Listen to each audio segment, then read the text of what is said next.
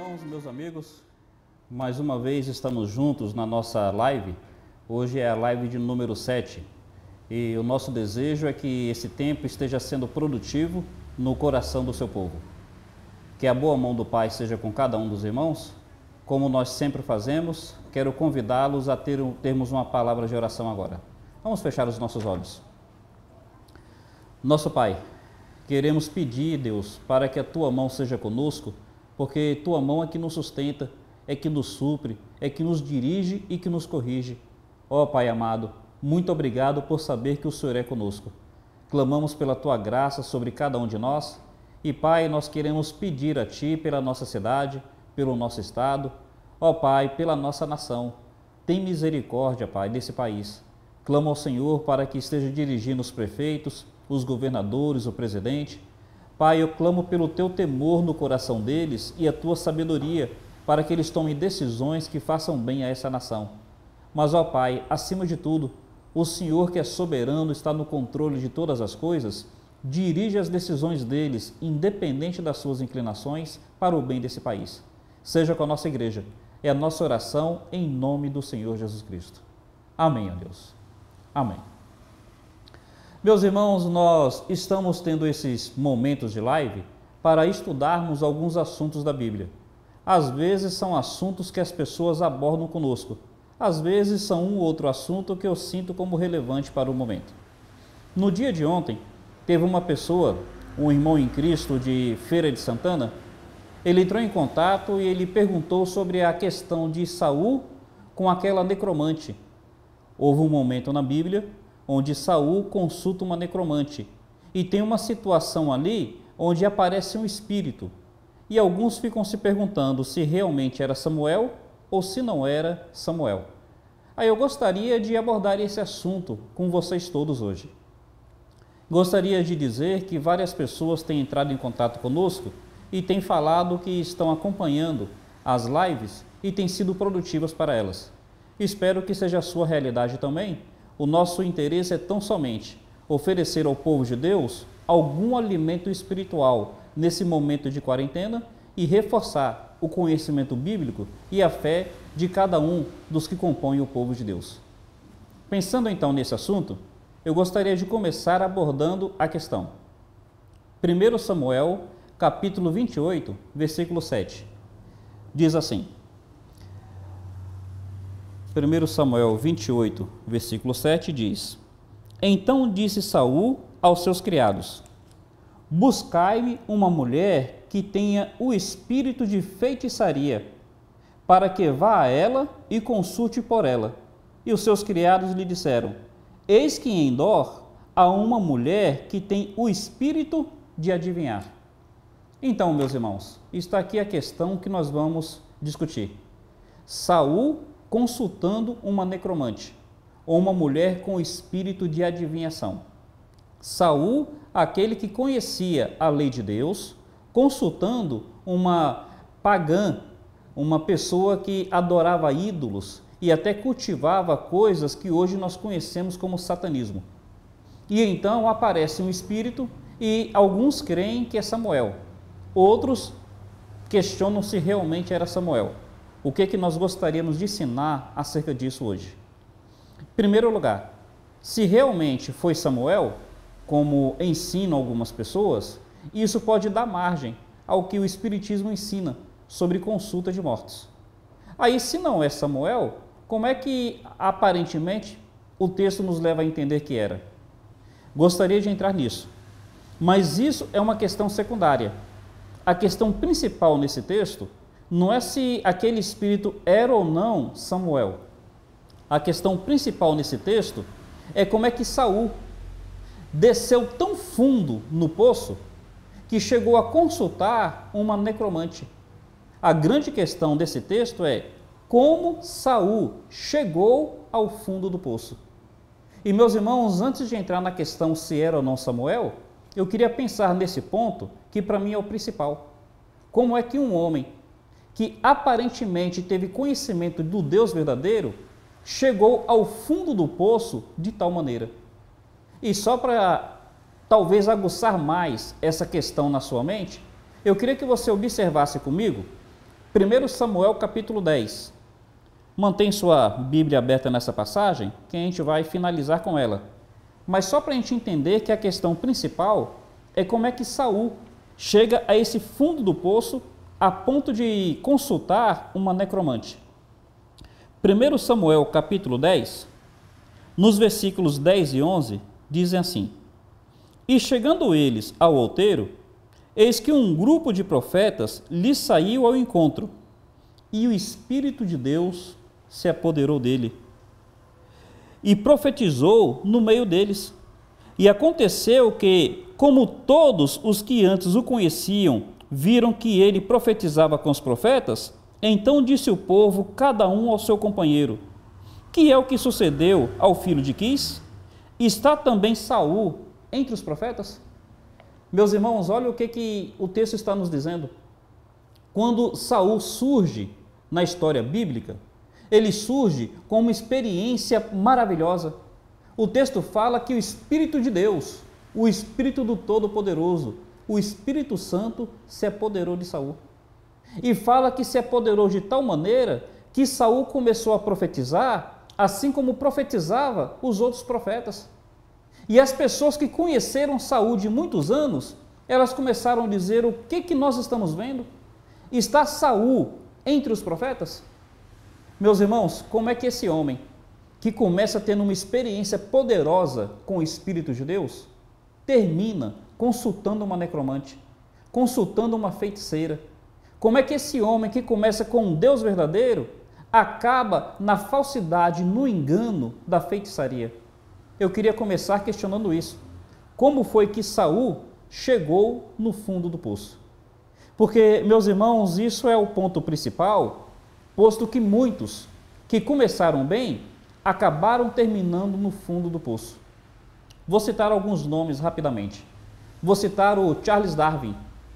Charles Darwin, o pai do evolucionismo, ele começou como um homem que professava o nome de Deus. Ele era naturalista. E o naturalismo, na época, era um ramo da teologia. Como se compreendia que Deus que criou todas as coisas, então o estudo das coisas criadas por Deus fazia parte da teologia. Então, sabe qual a formação de Charles Darwin? Teologia.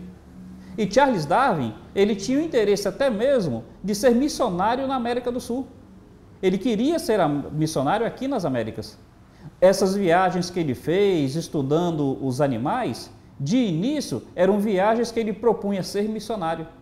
Ele até mesmo ajudou financeiramente alguns trabalhos missionários nas Américas. Então, como é que esse homem, que dantes professava o nome de Deus, veio a se tornar o pai de um ramo totalmente ateu? Como é que se chega no fundo do poço? Teve um outro personagem, Friedrich Nietzsche. Friedrich Nietzsche, ele cresceu como filho de pastor.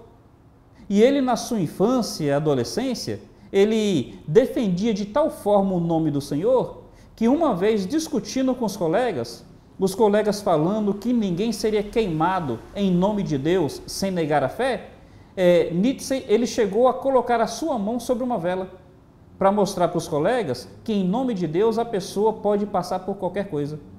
Mas então Nietzsche chega na juventude e abandona a fé. E aquele que começou tão bem se torna um completo ateu, escarnecedor. Temos outras pessoas.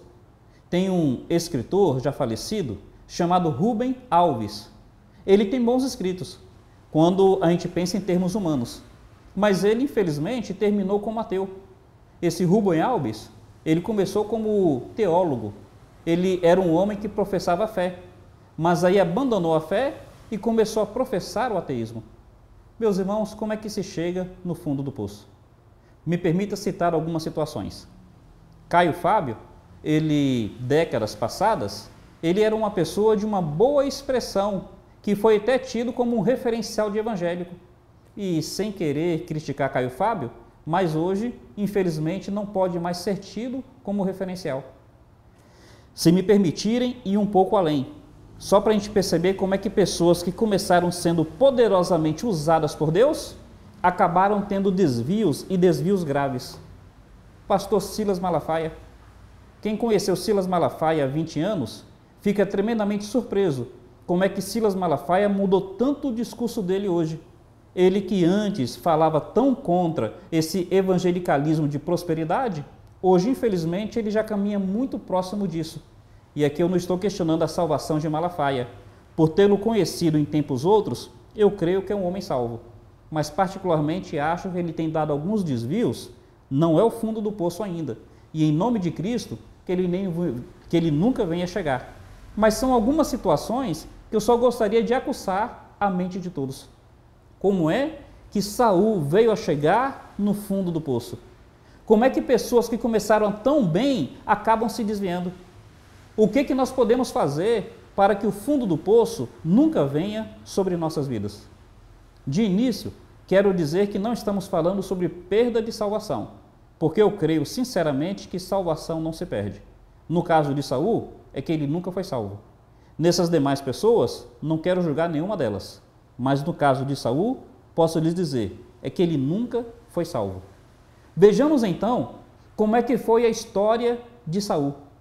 E eu gostaria de tomar como pensamento aquele verso de Salmo 42, verso 7, onde diz que um abismo chama outro abismo. Observe como é que foi o fundo do poço na vida de Saul. Em primeiro lugar, Saul ele começou muito bem. Ele começou com uma atitude humilde.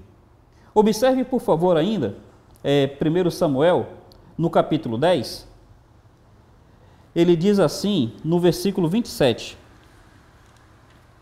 Versículo 27 diz assim: Mas os filhos de Belial disseram, é este que há de nos livrar? E o desprezaram, e não lhe trouxeram presentes. Porém Saul se fez de surdo. Meus irmãos, olha como é que Saul começa com uma atitude tão nobre. Ele, no início, influenciado pelo Espírito de Deus, ele tem aquela atitude de não levar em conta as afrontas.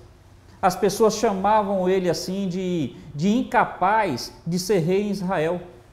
E Saul, ao invés de agir afronta com afronta, ele começa se fazendo de surdo. Começou muito bem. Observe ainda o capítulo 11, os versículos 12 e 13, dizem assim: Então disse o povo a Samuel, quem é aquele que dizia, Saul não reinará entre nós? Dai-nos aqueles homens e os mataremos. Porém Saul disse, hoje não morrerá nenhum homem, pois hoje tem feito o Senhor um livramento em Israel. Percebem? Aquelas pessoas que afrontaram Saul, Saul havia se feito de surdo, Saul então tem uma grande vitória. E então todos queriam aclamar Saul como rei, e nesse intuito de aclamar Saul como rei, eles começaram a dizer, olha, quem for inimigo de Saul vai morrer. Mas Saul se levanta e fala, de jeito nenhum, ninguém vai morrer hoje. Ninguém vai morrer porque o Senhor hoje operou um grande livramento. É dia de salvação, não é dia de morte. Percebe como é que ele começou bem? Mas o fundo do poço começou na vida dele quando ele saiu da humildade para o orgulho. E olha, meus irmãos, a Bíblia fala que o orgulho precede a queda. Tudo começa com a atitude que o homem tem no seu coração. Observe o que acontece posterior a isso. Capítulo 18 de 1 Samuel, capítulo 18, observe como é que a atitude dele aqui já é precisamente oposta. A partir do verso 6, diz assim: Sucedeu, porém, que, vindo eles, quando Davi voltava de ferir os filisteus, as mulheres de todas as cidades de Israel saíram ao encontro do rei, cantando e dançando com adufes, com alegria e com instrumentos de música. E as mulheres dançando e cantando respondiam umas às outras: Saul feriu seus milhares, porém Davi os seus 10 milhares.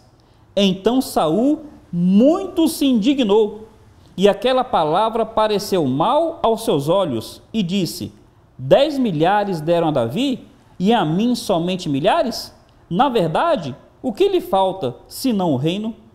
E desde aquele dia em diante, Saul tinha Davi em suspeita. Meus irmãos, percebe a mudança de atitude? Ele começou se fazendo de surdo diante das afrontas. Ele começou com a oportunidade de se vingar, mas não quis partir para a vingança. Mas passam-se os anos. E então o que acontece? Saul tem Davi como seu general. Eles iam para a guerra e Saul realmente tinha suas vitórias. Ele matava milhares. Só que Davi, por uma série de fatores, tinha uma vitória mais expressiva. E quando as mulheres começavam a cantar sobre essas vitórias, Israel venceu. O nome do Senhor foi glorificado. Saul matou milhares e Davi 10 milhares. Aí Saul ele não parava para pensar que no final era o bem do reino, era o bem do povo, era o bem do Deus de Israel. Ele estava preocupado era com o seu bem, com a sua fama. Ele estava preocupado dele ser exaltado. Então ele não queria que Davi fosse mais elogiado do que ele. Oh, meus irmãos, percebe que Saul começou a cair com uma atitude no coração dele? Ele perdeu a humildade. Ele começou a ser um homem soberbo, orgulhoso, arrogante. Observe bem, a grande questão não é se era Samuel ou não. A gente vai responder isso. Mas a grande questão é, tomemos cuidado. Tomemos cuidado porque um abismo chama outro abismo. A gente pode escorregar. E o escorregão inicial começa com atitude de coração. A Bíblia fala que Deus resiste ao soberbo, mas Ele dá graça ao humilde. Meus irmãos, de todas as coisas que se deve guardar, guarda o teu coração. Não permita que o seu coração alimente orgulho. Pelo contrário, esforce-se pela humildade, esforce-se pelo quebrantamento. Permita-se ser humilhado diante de Deus para que Deus, a seu tempo, te exalte. Como foi que Saul começou a cair? Alimentando orgulho no seu coração, não buscando a humildade no seu reino. Mas além disso, observe também que Saul começou a cultivar aquilo que nós chamamos de fidelidade circunstancial. Olha 1 Samuel capítulo 13. Além da perda da humildade, Saul começa a cultivar uma fidelidade circunstancial. 1 Samuel 13, a partir do verso 8, diz assim: Esperou Saul 7 dias, até o tempo que Samuel determinara. Não vindo, porém, Samuel a Gigal, o povo se dispersava. Então disse Saul: Trazei-me aqui um holocausto e ofertas pacíficas. E ofereceu o holocausto. E sucedeu que, acabando ele de oferecer o holocausto, eis que chegou Samuel, e lhe saiu Saul ao encontro para o saudar. Então disse Samuel: Que fizeste? Disse Saul: Porquanto via que o povo se espalhava de mim, e tu não vinhas nos dias aprazados, e os filisteus já se tinham ajuntado em Micmás, então disse eu: Agora descerão os filisteus sobre mim a Gilgal, e ainda a face do Senhor não orei. E constrangi-me e ofereci o holocausto. Então disse Samuel a Saul: Procedeste neciamente, e não guardaste o mandamento que o Senhor teu Deus te ordenou, porque agora o Senhor teria confirmado o teu reino para todo o sempre sobre Israel. Meus irmãos, percebe uma fidelidade parcial? Samuel havia dito que era para Saul esperar 7 dias. Saul esperou 1, esperou 2, 4, 5, 6. Quando chegou no 7º, já que Samuel não tinha chegado, e já que as circunstâncias estavam sendo difíceis para Saul, o que Saul faz? Ele abre mão da sua fidelidade. Ele acaba não fazendo aquilo que Deus mandara por meio de Samuel. Como é que Saul foi descendo ao fundo do poço? Um abismo chama outro abismo. Um escorregão leva a outro escorregão se não houver um arrependimento genuíno. Então agora Saul começa a praticar aquilo que nós chamamos de fidelidade circunstancial. A fidelidade dele depende das circunstâncias. Se as circunstâncias forem bem, ele vai ser fiel. Mas se as circunstâncias forem difíceis, aí ele abre mão da fidelidade. Meus irmãos, os verdadeiros fiéis, eles são conhecidos não em tempos favoráveis, mas sim em tempos difíceis. Já foi dito que tempos difíceis fazem homens fortes. E eu gostaria de dizer que tempos difíceis mostram aqueles que são verdadeiramente fiéis. O que faltou na vida de Saul? Humildade e fidelidade. Mas se fosse só isso, nós poderíamos já chegar na questão de Samuel. Infelizmente, teve algumas outras coisas que nos explicam como foi que Saul chegou ao fundo do poço a ponto de procurar a feitiçaria. Observe, por favor, falta de humildade, fidelidade circunstancial, mas dá uma olhada no capítulo 15, que tem uma outra lição. Capítulo 15, versículos 16, diz assim: Então disse Samuel a Saul: Espera, te declararei o que o Senhor me disse esta noite. E ele disse: Fala.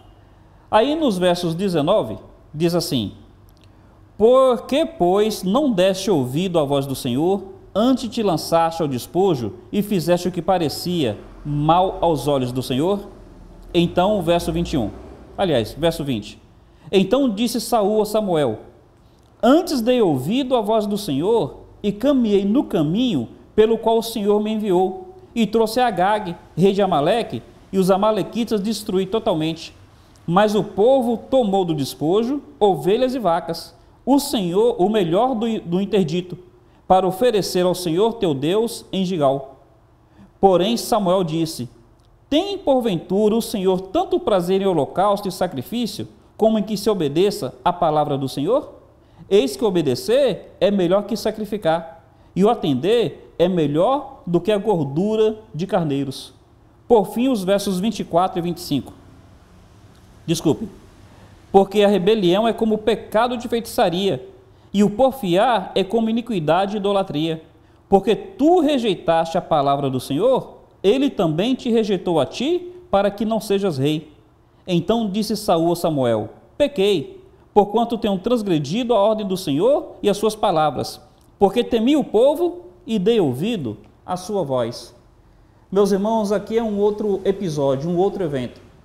Deus havia mandado que Saul guerreasse contra os amalequitas e destruísse tudo. Não era para tomar nada para lucro de Saul nem do povo. O que Saul faz? Ele destrói aquilo que não presta e ele então preserva aquilo que tinha algum valor.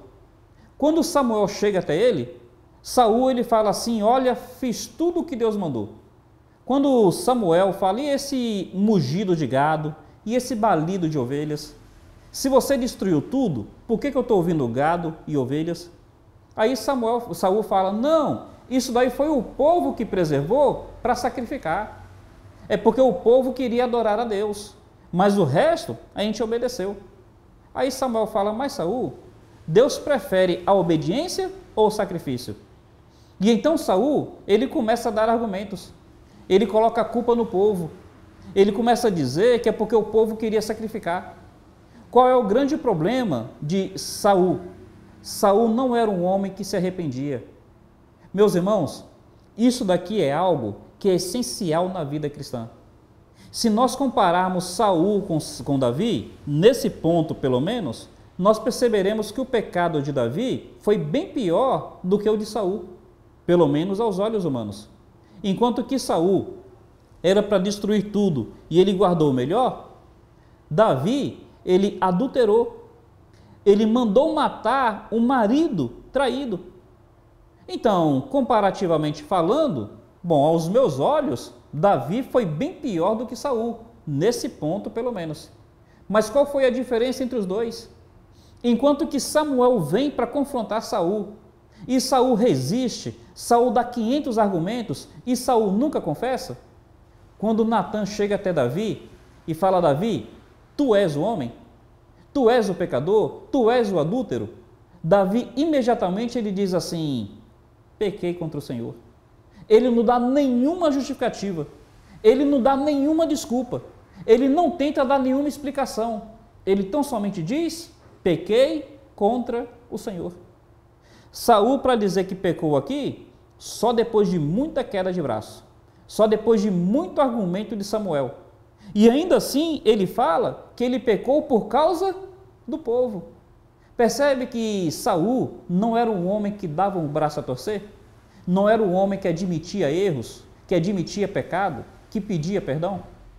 Meus irmãos, infelizmente, pessoas como Saul acontecem mais no nosso cotidiano do que imaginamos. E infelizmente, atitudes como a de Saul estão mais próximas da gente do que imaginamos. São muitas as pessoas que têm dificuldade de dar o braço a torcer. São muitas as pessoas que têm dificuldade de pedir perdão.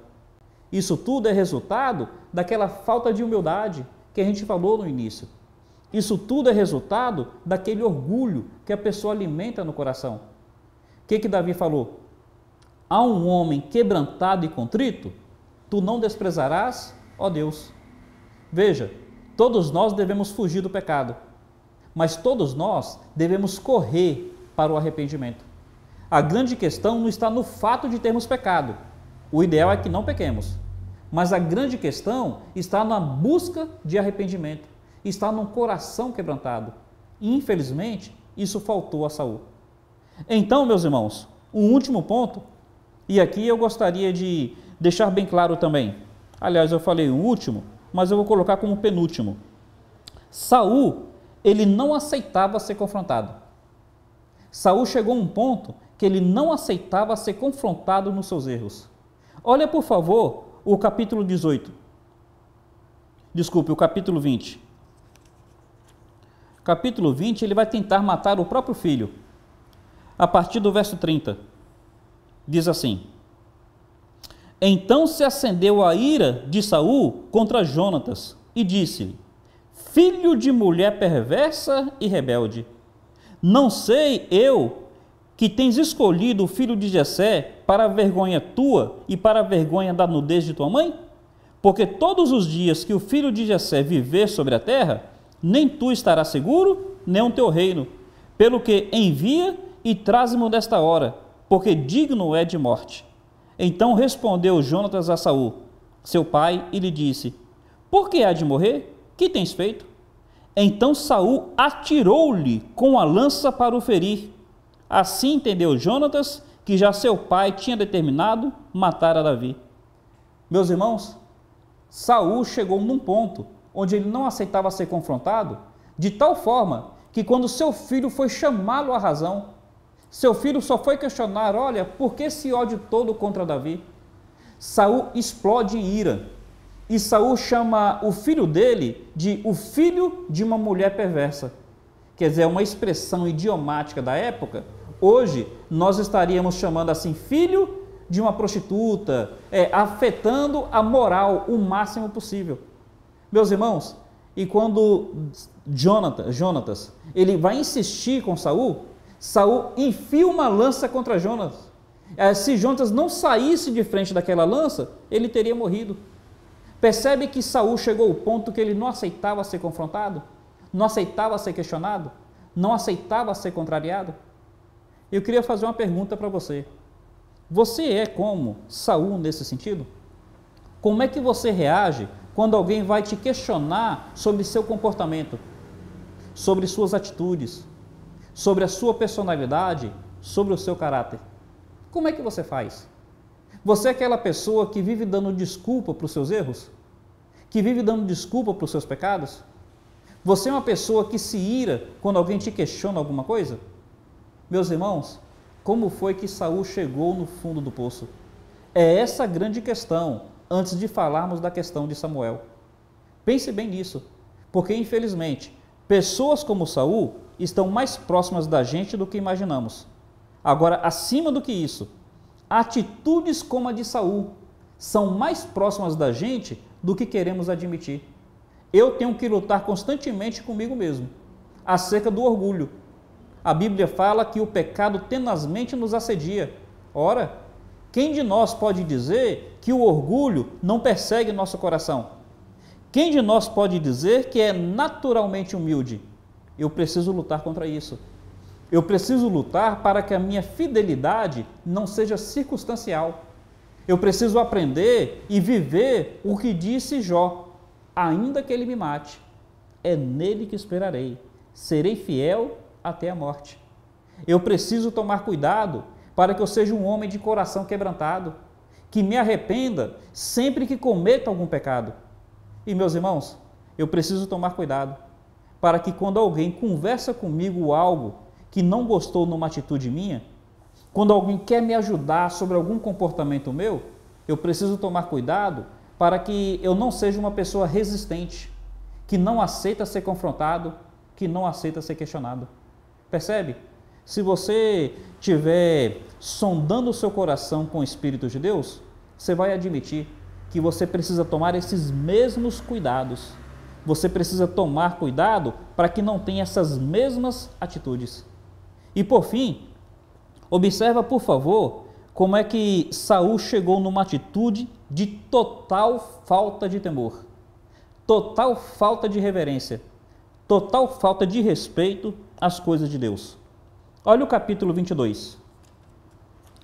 Capítulo 22, o versículo 11 diz assim: Então o rei mandou chamar a Aimeleque, sacerdote, filho de Aitube, e a toda a casa de seu pai, os sacerdotes que estavam em Nobe, e todos eles vieram ao rei. Então Saul está mandando chamar o sacerdote. Aimeleque estava na posição de sumo sacerdote, e todos os outros sacerdotes da casa de seu pai. Era ao todo 80 servos de Deus. Olha o que ele vai fazer. Versos 16 a 19. Porém o rei disse, Aimeleque morrerá. Porém o rei disse, Aimeleque, morrerás certamente, tu e toda a casa de teu pai. E disse o rei aos da sua guarda que estavam com ele, virai-vos e matai os sacerdotes do Senhor, porque também a sua mão é com Davi, e porque souberam que fugiu e não me fizeram saber. Porém os criados do rei não quiseram estender as suas mãos para arremeter contra os sacerdotes do Senhor.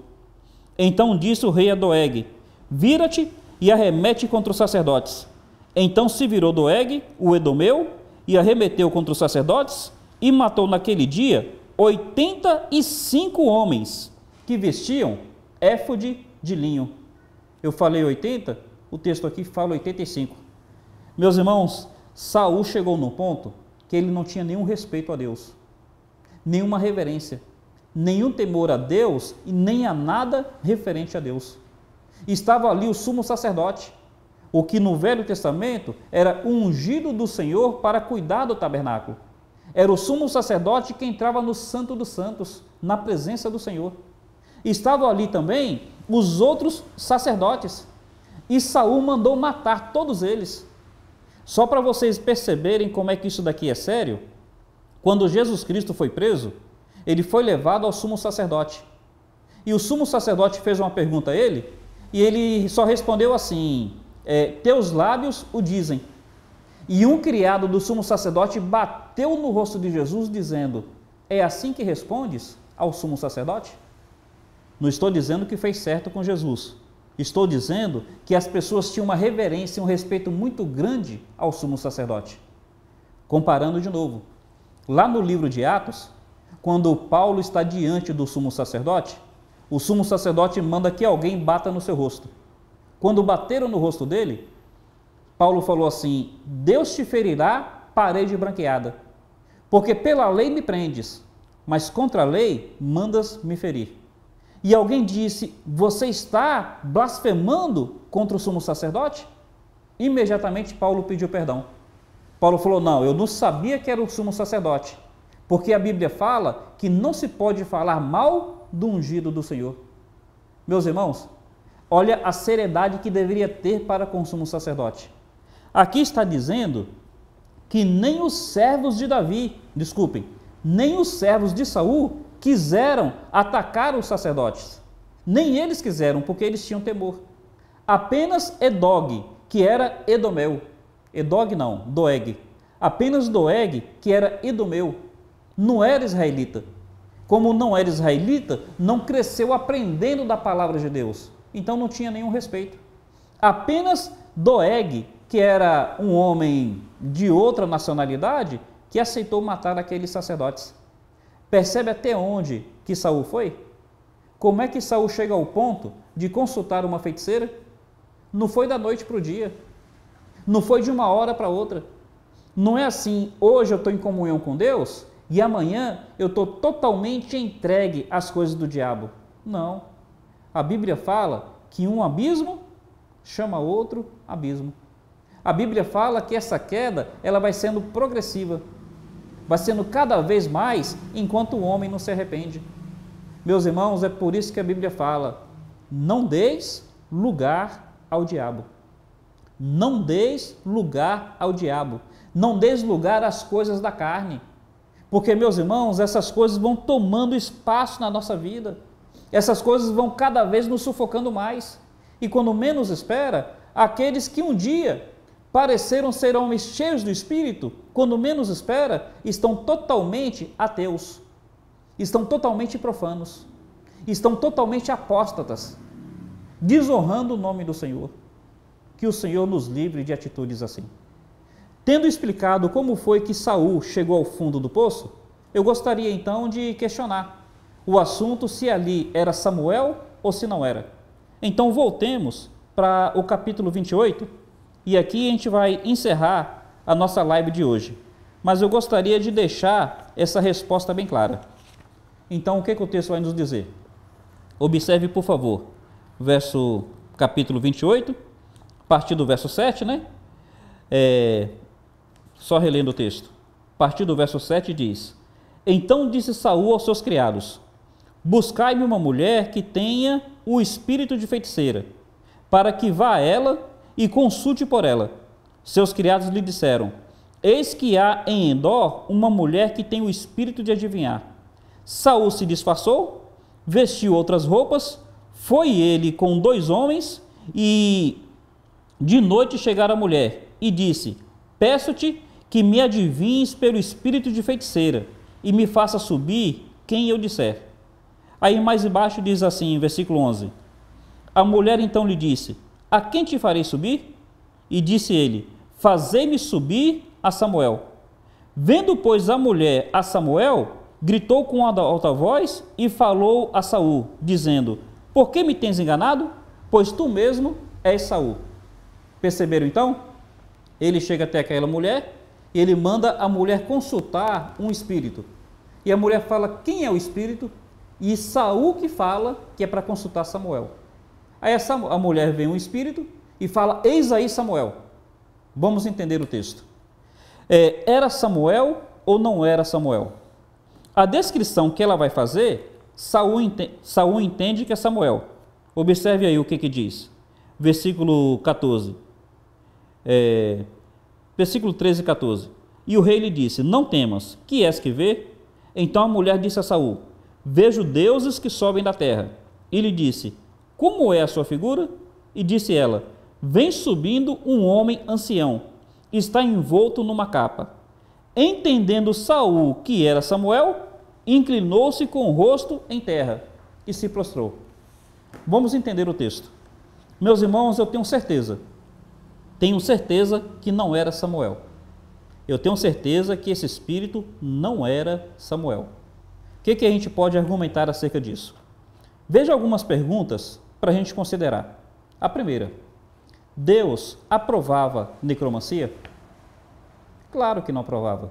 Se você olhar o início do capítulo, vai dizer que Saul, a mandado de Deus, tinha desterrado os necromantes que ele conhecia.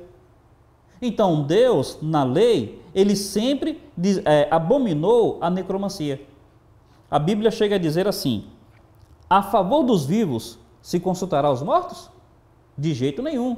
A lei é o testemunho. Se não falarem dessa maneira, jamais verão a alva. Então, primeiro, por que eu estou dizendo que não era Samuel? Deus não aprovava a necromancia. Segundo, Deus queria falar com Saul? Dá uma olhada aí no capítulo 28, um pouquinho antes.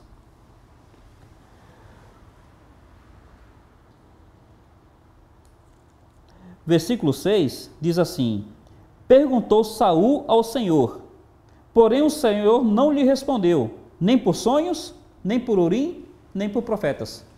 Então veja, Deus desaprovava a necromancia. e Deus não queria falar com Saul. Deus não falou com Saul nem por sonhos, nem por Urim, nem por profetas, que eram os meios que Deus falava naquela época. Indo além. Quem orientou onde havia uma necromante? Foi um servo de Saul, mas era um servo temente a Deus ou um servo ímpio? Lembra que Saul tinha aqueles servos ímpios que, quando chegou a hora, até os sacerdotes eles mataram? No caso de Doeg? Quem foi testemunha dessa narrativa? Foi a necromante e o servo de Saul, que já estavam acostumados com essas coisas. E o que a Bíblia vai dizer sobre as manifestações mentirosas do maligno?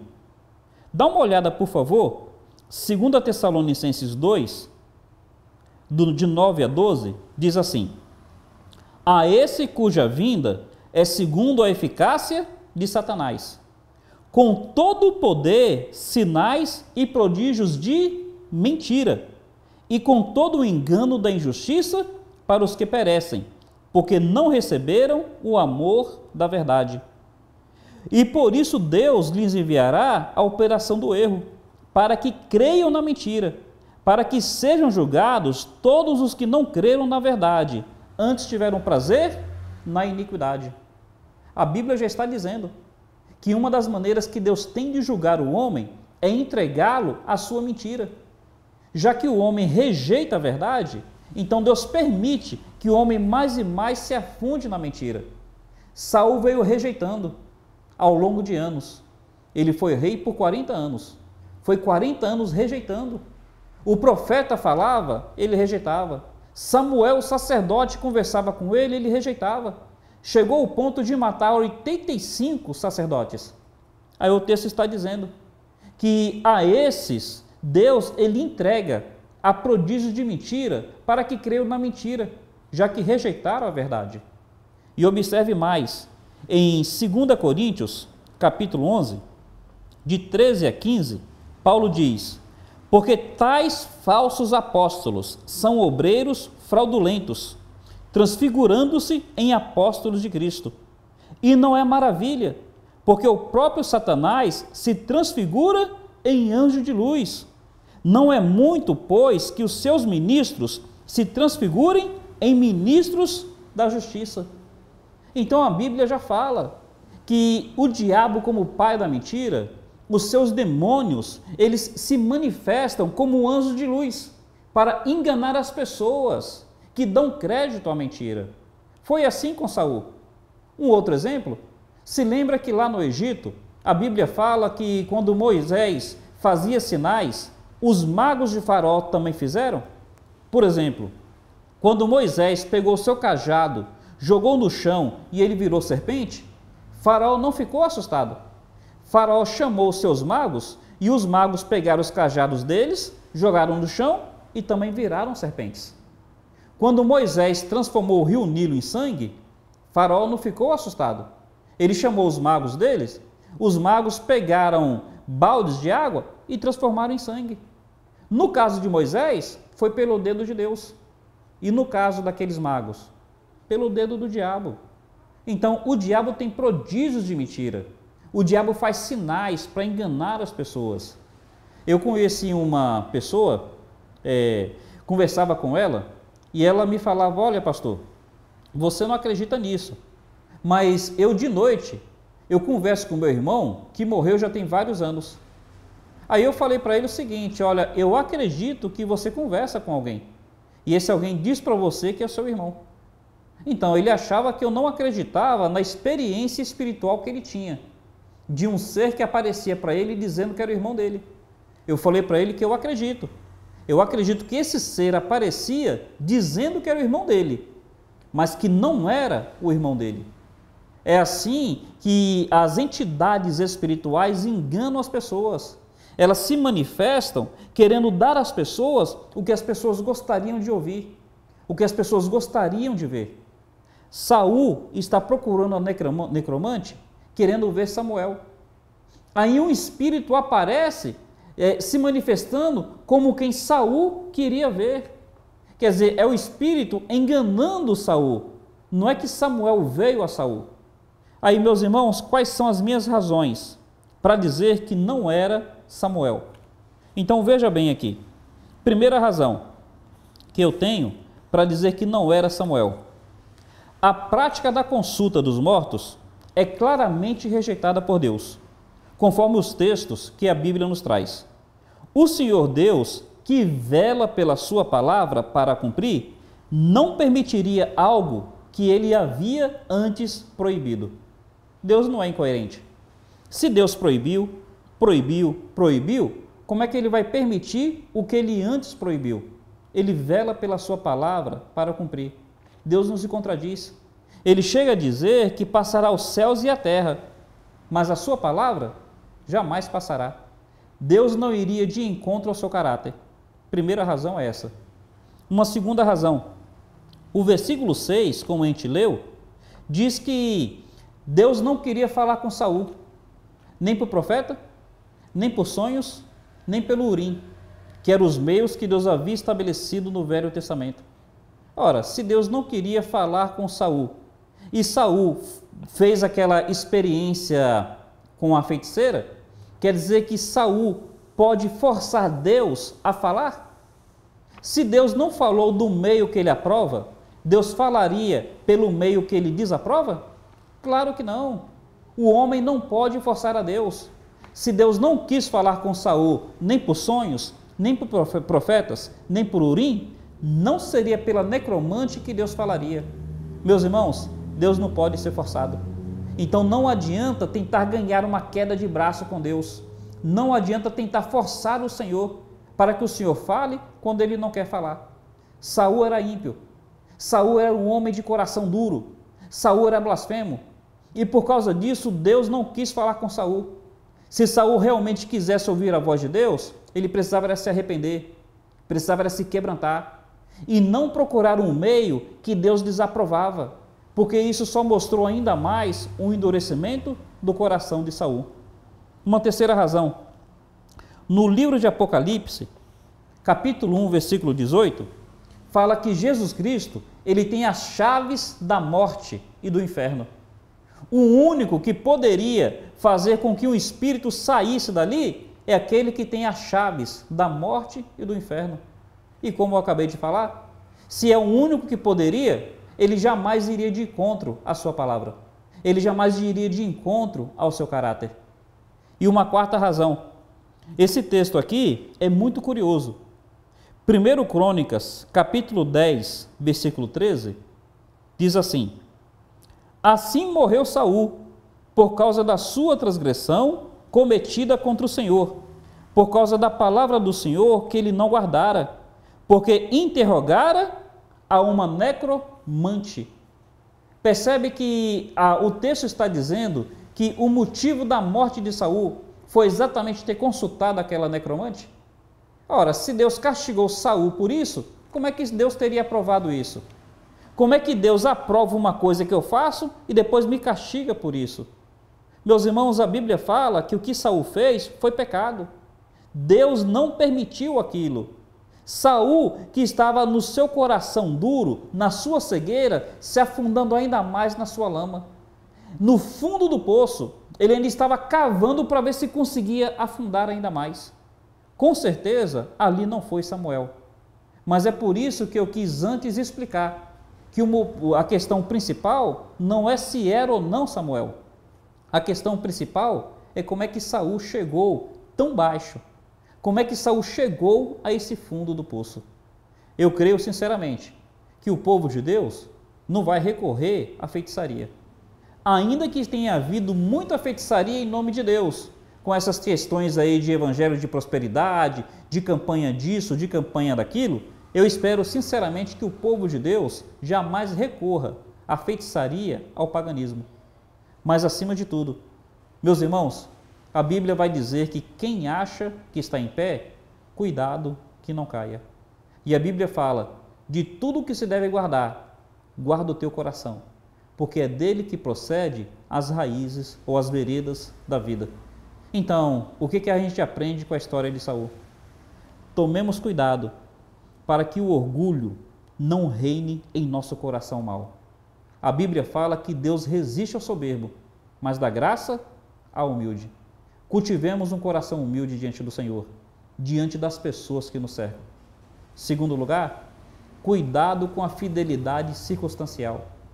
Cuidado nessa parcialidade em servir a Deus. A Bíblia fala que o Senhor pede para que o amemos com toda a nossa força, com toda a nossa alma, com todo o nosso coração. Vocês me buscarão e vocês me acharão, diz o Senhor, quando me buscarem de todo o coração. A fidelidade tem que ser total. Meus irmãos, tomemos cuidado para que não sejamos pessoas de coração duro que nunca se arrependem, que nunca se quebrantam. Pessoas que não reconhecem os seus próprios erros e nunca pedem perdão. Tomemos cuidado com isso. Tomemos cuidado para não sermos aquelas pessoas que não aceitam ser confrontadas, que não aceitam ser questionadas, que assim até se iram com aqueles que vêm até eles para falar alguma coisa que não foi legal, que não foi certo. Tenhamos temor de Deus. Saul se voltou contra os profetas. Que nós nunca nos voltemos contra a palavra do Senhor. Que nós nunca nos voltemos contra a igreja do Senhor. Que nós nunca nos voltemos contra aqueles que pregam fielmente a palavra do Senhor. Principalmente para mim, não é a questão se era Samuel ou não. Isso para mim eu tenho bem claro, não era Samuel. Mas o principal é que nós tomemos cuidado para que Saul, que foi de um início tão bom e terminou tão mal, nos sirva de advertência, que nós nunca venhamos a nos afastar da graça que há no Senhor Jesus Cristo. Meus irmãos, era essa palavra que eu tinha para compartilhar hoje, e eu gostaria de deixar de duas formas. A primeira, na próxima quinta-feira, eu quero trazer um estudo sobre jejum bíblico. Queria falar sobre isso. Eu tinha falado domingo passado que eu particularmente estava tendo essa atitude diante do Senhor, e eu gostaria de explicar melhor à igreja o que é o jejum na Bíblia. Aí eu vou compartilhar isso na próxima quinta-feira. E a segunda coisa, esse estudo de hoje é porque alguém me abordou. Se que tiver algum assunto da Bíblia que seja relevante e você queira que a gente aborde, é só entrar em contato pelos canais próprios e estaremos explicando isso à luz da palavra de Deus. Espero que hoje tenha sido produtivo para você. Vou terminar orando e o nosso desejo é que a boa mão do Pai seja com cada um dos irmãos. Vamos falar com Deus. Pai amado, que a Tua palavra tenha sempre um local especial nos nossos corações. Que haja em nós temor, respeito, reverência pelo Senhor e pelas coisas concernentes a Ti. Pai amado, que a Tua palavra nos traga essa advertência e que possamos, ó Deus, ser homens e mulheres de corações quebrantados. Mais uma vez clamamos pela nossa nação e clamamos pela nossa igreja. Tem misericórdia de nós. Em nome de Cristo eu te peço. Amém, Senhor. Amém. Queria deixar com todos um pedido de oração pelo filho do Pablício. Tinha falado ontem, peço para que continue orando por ele.